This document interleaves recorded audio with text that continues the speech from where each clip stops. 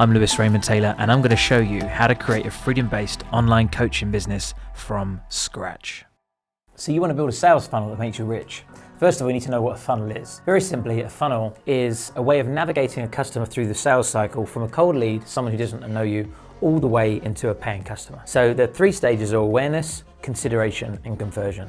The awareness stage is where they find out about you and know that you exist. The consideration stage is where they start to engage and maybe take something from you in exchange for an email address and start to consider working with you. And the conversion stage is where you get the sale, and that's the funnel. And we want to do that using technology, because if you can do that on autopilot, you're going to generate yourself leads without doing anything. We need to get the funnel right. So the first thing is understanding what is the right type of funnel for you, because it completely depends on what your business is. Obviously, we're going to be talking about coaching here because that's my thing. But even with a coaching business, depending on how big your audience is, you have to take in consideration whether or not you think your customers are going to go through that process, because some of them are longer than others. And if they're cold leads, they might not be prepared to go through an entire sales funnel. If they're warm customers, they might be ready to click and book a call and buy straight away, for example. So there's funnels that you can use, such as call booking funnels, which is a page which explains everything about your discovery call with a book a call, and that's the most simple form of funnel. And you can have that link on your social media profiles, and anybody at any time can just click and book a call with you in your calendar. You might wake up one morning and have 3 calls booked in your diary from people you don't know just because you've been posting on social media. So that one's obviously ideal, but it's very simple. And that relies on there being a certain element of nurturing that's already taken place,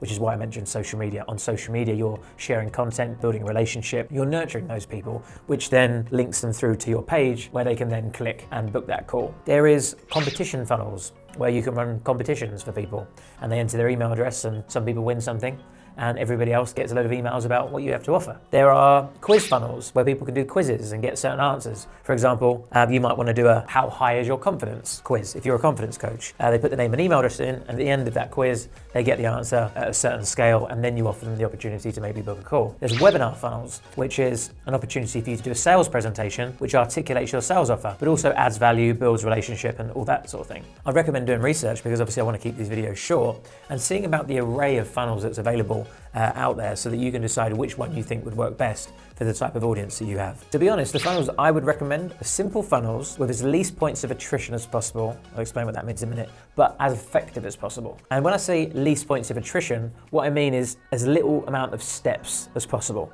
Because every step in a funnel gives somebody the opportunity to click away. Now, as you get more advanced and more skilled at building funnels, you can add more points of attrition and it can actually maximize the value of your customers. But it requires every single step to be taken by your customer. I recommend anybody starting out to do very simple webinar funnels. Now that might seem really scary, but all that really is a one page that explains what your webinar's about.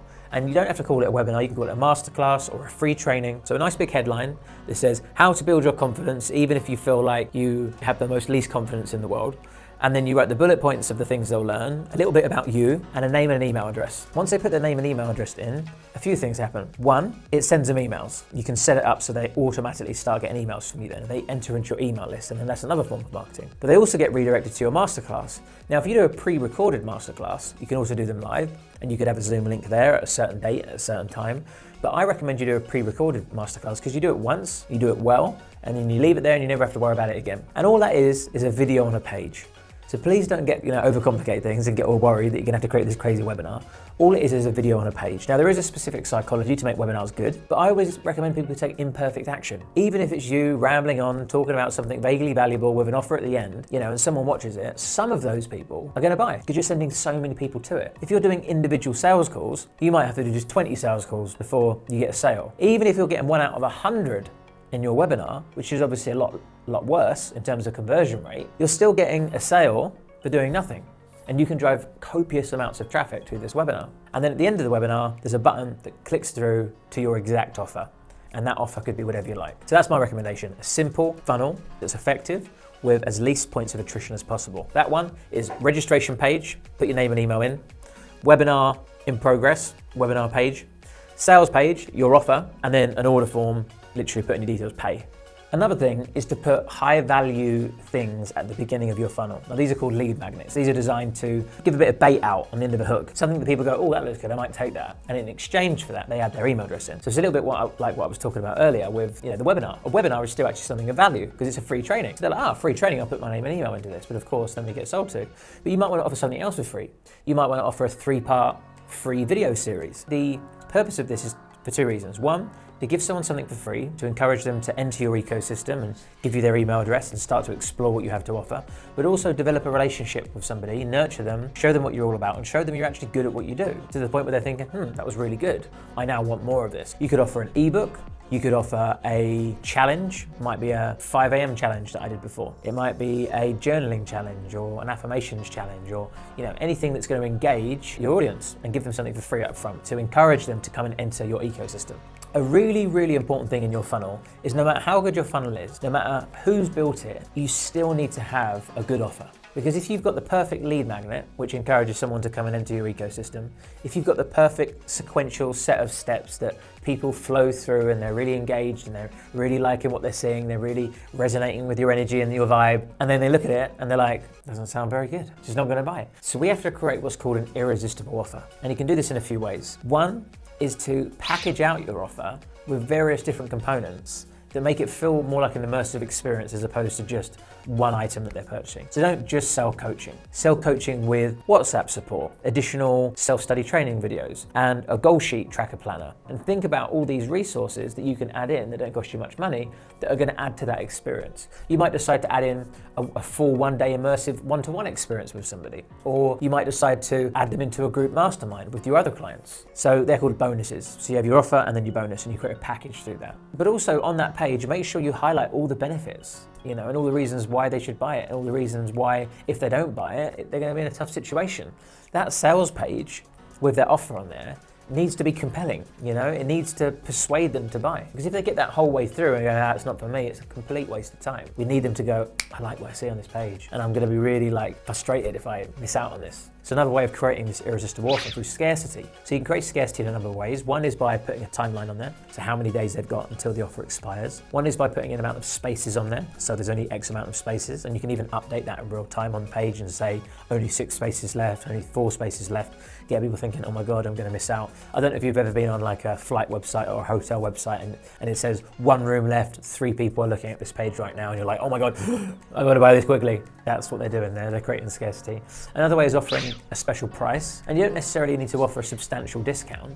You could just show them the true value of that course if you were to add up the value of the other bonuses. So if you was to add up the cost of the mastermind, add up the cost of that introductory 90-minute session, if you was to add that all up, what's the true value of that course? Okay, that could be now $10,000, but you're actually selling it for only $2,000. So that's another irresistible offer. Also include things like payment plan. Make it easy, make it affordable. Spread that out over into 3 and 6 month payments. Make sure they sign an agreement to ensure that they're committed to paying those payments to you. So just make sure that your offer is irresistible, that they can't say no to, and you'll be much more likely to convert those sales.